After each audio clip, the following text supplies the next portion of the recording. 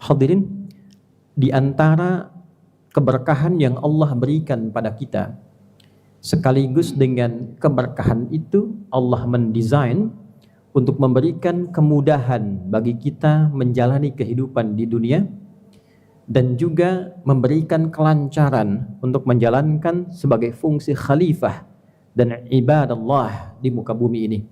Di antara perangkat itu, Allah anugerahkan kepada kita rizki, yang dengan rizki itu diberikan kadar yang sesuai, yang selaras dengan maslahat kehidupan kita.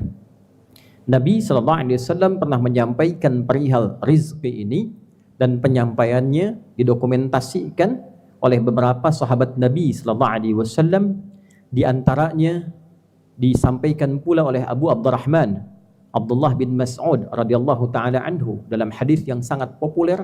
Dikutip hadis ini oleh Imam An-Nawawi, dicantumkan dalam Al-Arba'innya nomor hadis yang keempat.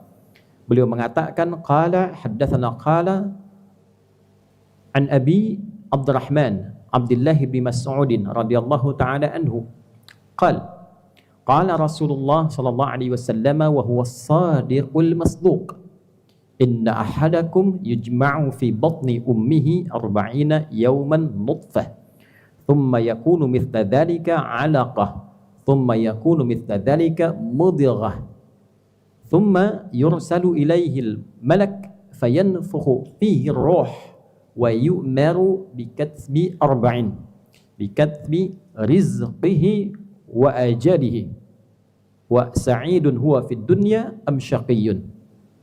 Al-hadith.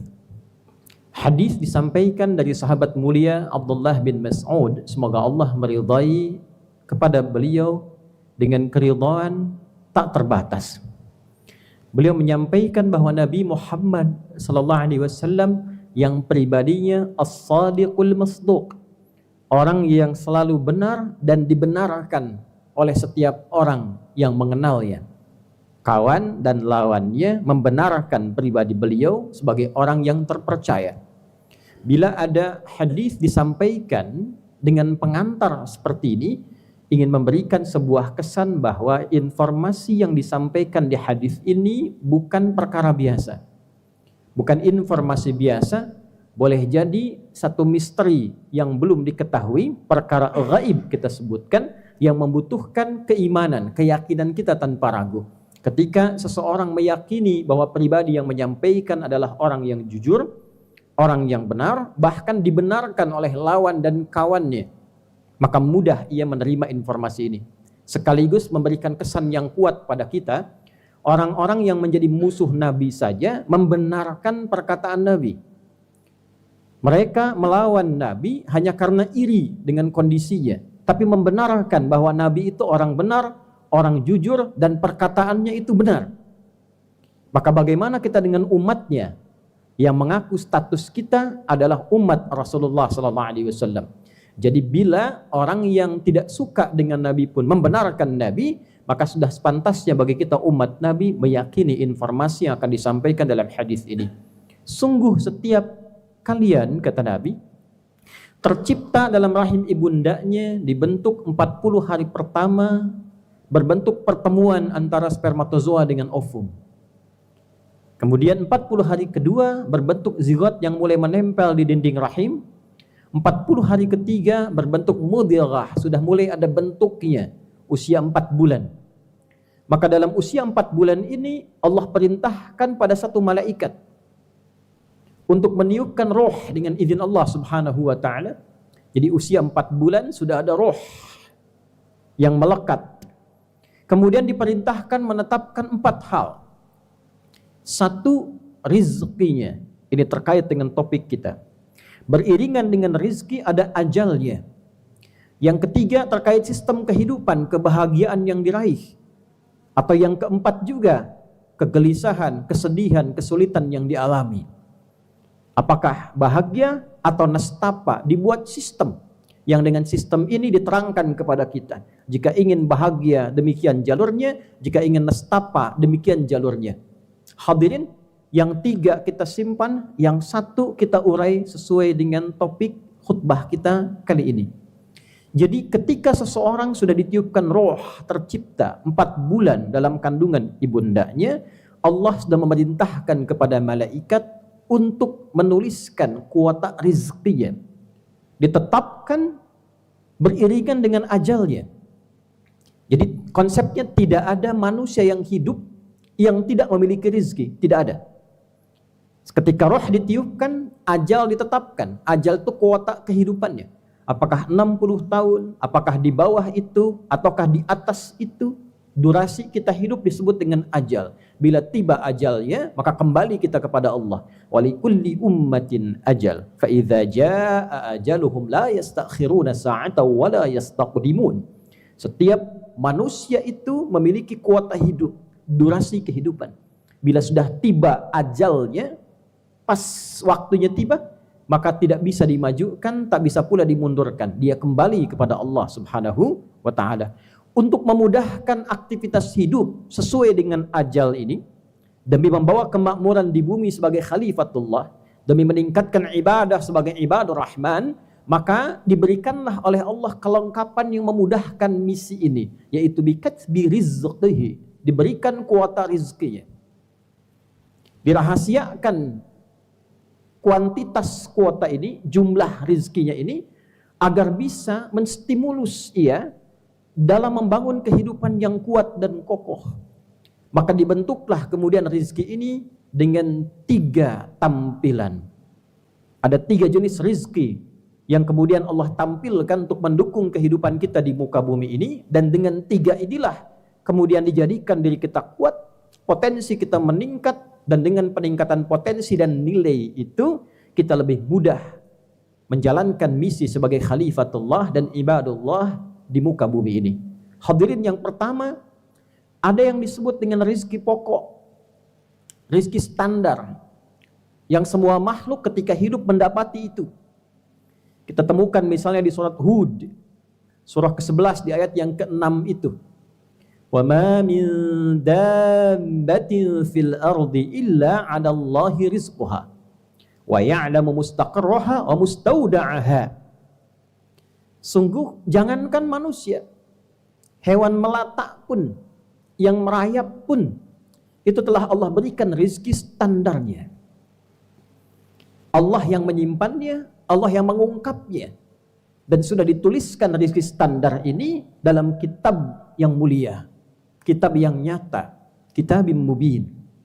Hadirin, oksigen ini rizki standar. Tidak perlu kita cari uang untuk menghirup oksigen, kecuali dalam kondisi nanti yang khusus pada aspek yang kedua. Rizki standar, berkehidupan, mendapatkan ketentraman, mendapatkan kenyamanan. Sistem diberlakukan kepada kehidupan hewan misalnya. Bagaimana burung terbang, berangkat, kemudian pulang bisa mendapatkan rizkinya. Bagaimana cicak yang merayap, rizkinya nyamuk yang terbang. Tapi Allah membuat sistem supaya cicak itu tidak kelaparan. Ini yang dimaksud dengan rizki standar. Jadi kita tidak mencari pun, kita masih bisa menghirup oksigen dalam kehidupan kita. Rizki. Hadirin, ada yang kedua dengan cepat.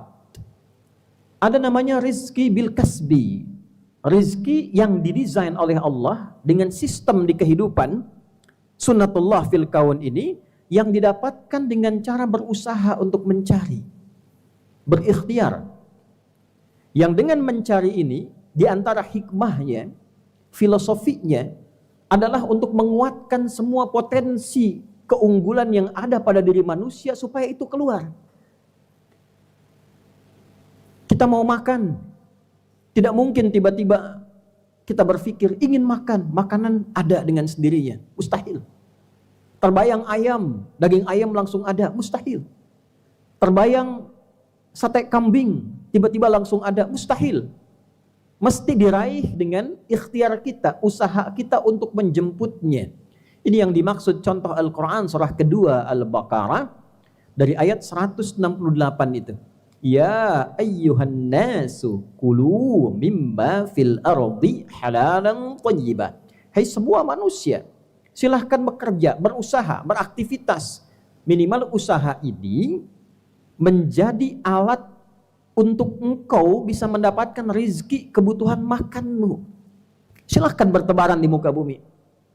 Allah desain. Supaya apa? Dengan mencari itu kita paksa tubuh kita kuat. Kaki dipaksa untuk berjalan, otak dipaksa untuk berpikir.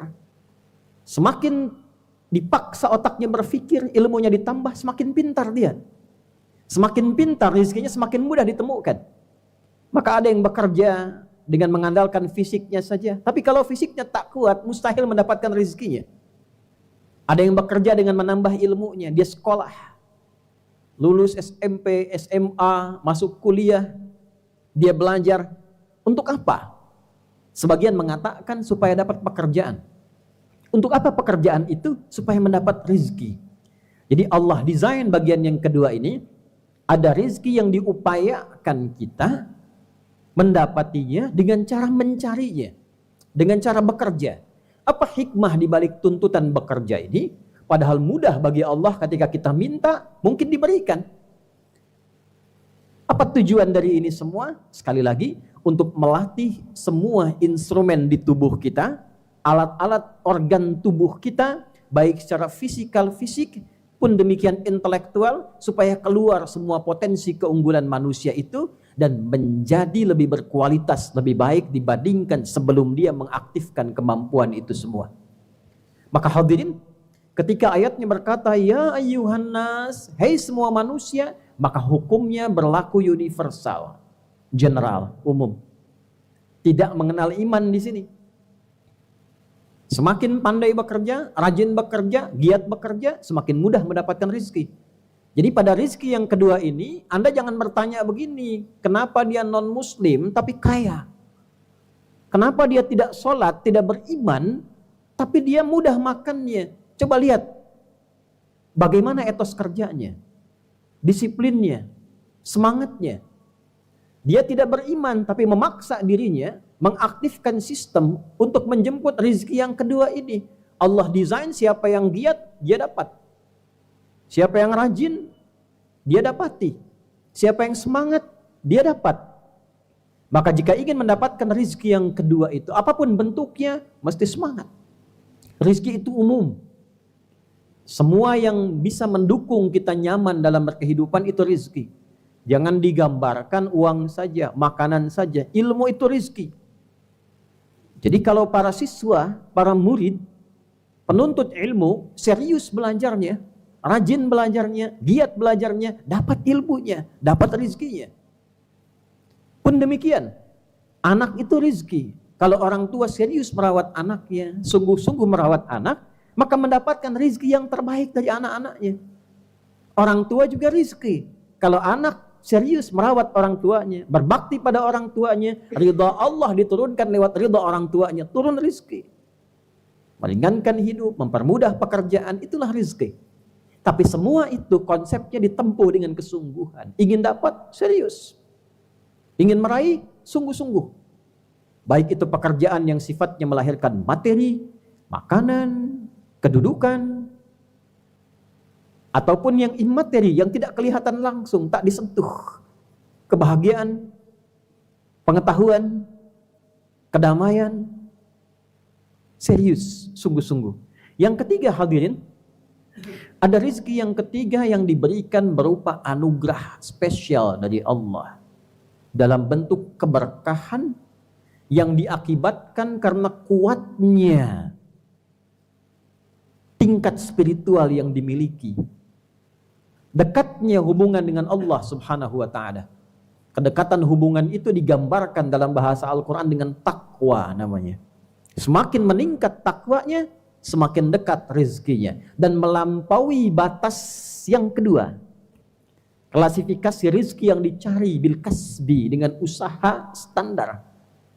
Karena dia mendekat kepada Allah dan Allah tanpa batas, maka diberikan rezeki melewati batasan-batasan biasa. Itu yang disebut dengan min haitsu la yahtasib. La yahtasib. Tak pernah terhitung sebelumnya. Yang terhitung itu yang diusahakan. Saya kerja dapat gaji segini. Kalau saya ngajar dapat pendapatan sekian. Itu namanya muhtasab. Sesuatu yang dihitung. Rizkinya yahtasib. Diukur-ukur.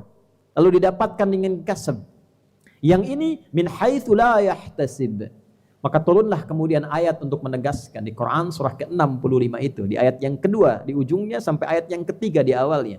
Wa may yattaqillaha yaj'al lahu makhraja wa yarzuqhu min haitsu la yahtasib.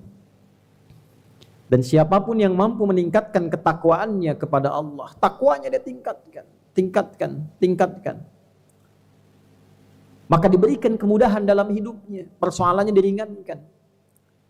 Yaj'al lahu makhraja, ringan hidupnya. Wa yarzuqhu min haitsu la yahtasib. Bahkan rezekinya pun Allah berikan dari sisi yang tidak dia duga. Rezeki pertama dia dapatkan bernafas juga. Menjalani kehidupan normal, kakinya berjalan, matanya melihat, itu kan rezeki. Standar diberikan. Lalu dia beraktivitas juga seperti biasa. Ada yang mengajar, ada yang bertani, ada yang berkebun, ada yang di pemerintahan misalnya, ada yang di institusi-institusi, ada yang di kepolisian, di tentara, bil kasbi, dia biasa. Tapi saat yang sama, dia naikkan takwanya melebihi level-level standar biasa. Takwa ada dalam bentuk ibadah ritual, misal sholatnya. Dzalikal kitabu la raiba fihi hudal lil muttaqin. Siapa muttaqin di sini orang takwa? Ayat 3-nya, alladzina yu'minuna bil ghaib. Dia selalu yakin dengan Allah. Wa yuqimunas shalah, dia tingkatkan salatnya. Dia tunaikan salat dengan baik dan benar, dia tingkatkan. Orang cukup dengan fardu, dia tingkatkan sunnah. Orang kerjakan sunnah siang hari, dia bangun malam hari. Wa mimma razaqnahum yunfiqun. Dia senang juga bersosial. Sosial menambah rezeki. Dia niatkan untuk mendapatkan ridha Allah. Begitu Allah ridha, diberikan min haitsu la yahtasib. Min. Kata para ulama di sini rezeki yang terbaik yang dia pilih. Bukan cuma rezeki biasa. Kalau sumbernya tak bagus, tak dia bagi. Sumbernya bagus, dia bagi. Dan dia membagi dengan pembagian yang terbaik. Walaupun tidak harus banyak, tapi dia siapkan. Punya makanan mungkin dia bagi 2. Punya kurma 2, dia bagi 1-1. Bekal ke sekolah, anak-anak diajarkan. Bawa bekal dibagi dengan teman. Itu Allah berikan rezeki tambahan. Min ladunhu ilma, diberikan tambahan pengetahuan. Konsep ini harus dipahami oleh kita umat Islam. Demikian berbagi pada orang tua, memberikan perhatian, menambah rezeki. Allah berikan min haitsu la yahtasib. Walladzina yu'minuna bima unzila ilaik, rajin baca Al-Qur'an, tambah menghafal, nanti rezeki datang. Betapa banyak anak-anak diberangkatkan haji, umrah, dapat hadiah karena hafalan Qur'annya. Padahal dia belum mampu mencari rezeki yang standar, yang kedua, bil kasbi. Tapi ada orang tua yang bahkan nabung untuk haji, puluhan tahun, hajinya karena anaknya, karena ketakwaan yang dibangun di dalamnya. Oleh karena itu orang tua yang menginvestasikan anaknya bersekolah, cari sekolah yang mendekatkan dia dengan Allah. Ketika anak dari kecil kenal Allah, Allah turunkan kelebihan, kemewahan, keistimewaan rezeki yang tidak ditemukan pada level 1 dan level 2. Ini yang kemudian dicontohkan di Al-Quran, rezeki yang diberikan pada Maryam, Sayyidah Maryam alaihassalam. Diberikan kelengkapannya, kenikmatannya, kekhususannya, sampai pamannya mengonfirmasi, ya Maryamu anna laki hadha. Qalat, perhatikan kalimatnya, huwa min indillah, innallaha yarzuqu man yasha' bighairi hisab. Paman, ini anugerah khusus dari Allah, spesial. Allah akan memberi pada siapapun tanpa batasan. Bagi siapa yang dikehendaki. Maksud ayat ini, jadilah kita seperti yang dikehendaki itu. Kalau ingin rezeki tanpa batasan. Bagaimana Maryam didik anak-anak perempuan Anda? Bagaimana Maryam mendekat kepada Allah? Bagaimana ibadahnya, ketakwaannya, dan seterusnya. Untuk yang pria banyak sekali contohnya. Dari mulai orang biasa, Imran misalnya, ayahnya Maryam, Luqman misalnya, atau masuk ke level Nabi misalnya, ada Nabi Yahya alaihissalam, dan Nabi-Nabi yang lainnya.